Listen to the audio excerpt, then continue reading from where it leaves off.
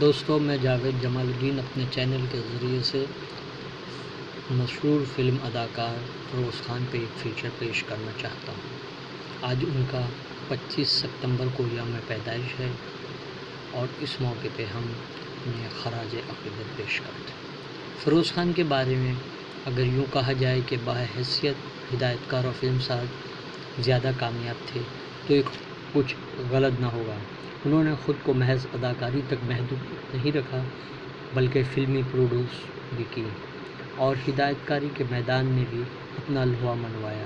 فیروز خان کی پیدائش 25 ستمبر 1949 کو بنگلور میں ہوئی تھی۔ ان کے والد پٹھان اور والدہ کا تعلق ایرانی نسل سے تھا۔ انہوں نے اپنی آرزوؤں اور امنگوں کے ساتھ پروقار اور شاہانہ زندگی بسر کی اور ہندوستانی سینما کو اپنی اداکاری اور فنکاری کا بیش بہا خزانہ عطا کیا۔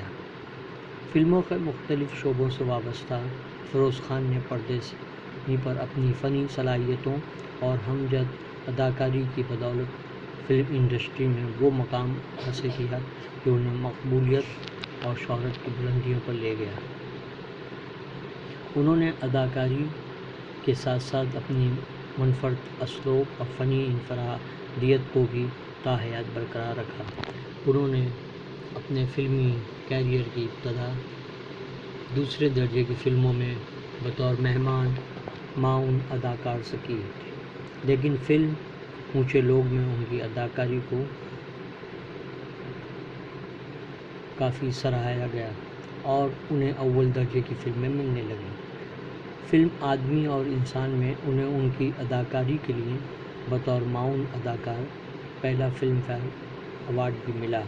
حالانکہ اس وقت فیروز خان نے فلم انڈسٹری میں اپنی شناخت کو قائم کر لی تھی، لیکن انہیں فلموں میں لیڈ رول، اہم رول کے لیے بہت کم ہدایت کار اور فلم ساز منتخب کرتے تھے، جس سے ان کی زندگی میں ایک انقلاب پیدا ہوا اور جلدی انہوں نے اداکاری تک ہی محدود نہ رہ کر فلم سازی اور ہدایت کاری کے میدان میں قدم رکھ دیا اور کامیاب بھی رہے۔ اگر یہ کہا جائے کہ وہ اداکار سے زیادہ ہدایت کار اور فلم ساز تھے تو غلط نہ ہوگا۔ فیروز خان نے اپنی پوری زندگی بہت ہی سہانہ انداز میں گزاری۔ انہیں جانوروں سے بہت محبت تھی اور اسی لیے ان کی ہر فلم میں کوئی نہ کوئی جانور ضرور ہوتا تھا۔ خان کا اداکاری کا اپنا انداز تھا۔ جس طرح آج کل سلمان خان اپنے سٹائل کے لیے مشہور ہیں، اسی طرح کسی وقت فیروز خان جانے جاتے تھے۔ فلم انڈسٹری میں ان کی شناخت ایک سٹائل آئیکن کے طور پر تھی۔ ان کی منفرد اداکاری اور شاہانہ انداز ہمیشہ لوگوں کے لیے باعث کشش رہا۔ 1975 میں انہوں نے اپرادھ نامی فلم بنائی جو زیادہ کامیاب تو نہ ہو سکی، لیکن 1975 میں جب انہوں نے فلم دھرماتما بنائی تو وہ سپر ہٹ فلم ثابت ہوئی اور ان کی شہرت و مقبولیت کا سبب بنی۔ اس فلم میں فیروز خان نے بطور ہدایت کار اور اداکار اپنی صلاحیتوں کا لوہا منوایا۔ اس فلم میں افغانستان کے قدرتی مناظر کو بہترین انداز میں پیش کیا گیا تھا۔ فنی کمالات سے بھرپور اس فلم کو ناظرین کے ساتھ ساتھ ناقدین نے بھی بہت سراہا۔ فیروز خان ایسے فنکار تھے جو بیک وقت اداکار، ہدایت کار، فلم ساز، اسکرپٹ رائٹر اور مدیرانہ صلاحیت کے حامل تھے۔ فنکاری کے مختلف شعبوں پر عبور رکھنے کے ساتھ ان کے اندر جد و جہد کی کمی نہ تھی۔ فیروز خان کی فلم قربانی 1980 میں ریلیز ہوئی تھی جو سپر ہٹ ثابت ہوئی۔ اس فلم کی ہدایت کاری کے بعد ان کا شمار صفحہ اول کے ہدایت کاروں میں ہونے لگا۔ اس فلم میں آپ جیسا کوئی میری زندگی میں آئے تو بات بن جائے آج بھی لوگوں کو حیرت انگیز مسرت پر مجبور کر دیتا ہے۔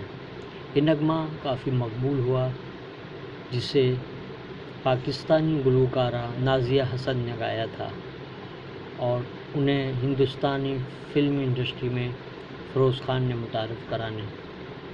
فیروز خان ہی تھے جنہوں نے شہر آف فلم قربانی کے ساتھ ایک دلچسپ داستان جوڑی تھی۔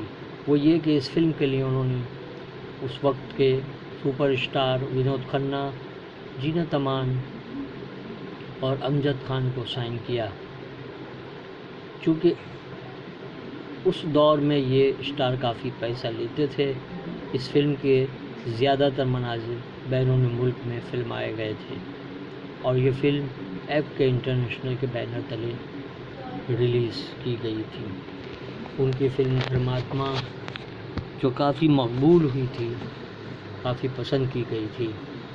فیروز خان کا تعلق بنگلور سے تھا اور ان کے 2 بھائی آج بھی فلم انڈسٹری میں ان کے ساتھ ساتھ رہے اور آج بھی خدمات انجام دے رہے ہیں۔ سنجے خان جو ٹیپو سلطان سیریل سے کافی مقبول ہوئے، جبکہ اکبر خان نے تاج محل اور ایسی کئی فلمیں بنائیں، حالانکہ وہ بھی عام طور پہ دوسری فلموں میں کامیابی حاصل نہ کر سکے، لیکن اپنے طور پہ بنائی گئی۔ فیروز خان ہمجد اداکاری میں مفرد اسلوب اور فنی انفرادیت کو تا حیات برقرار رکھا تھا۔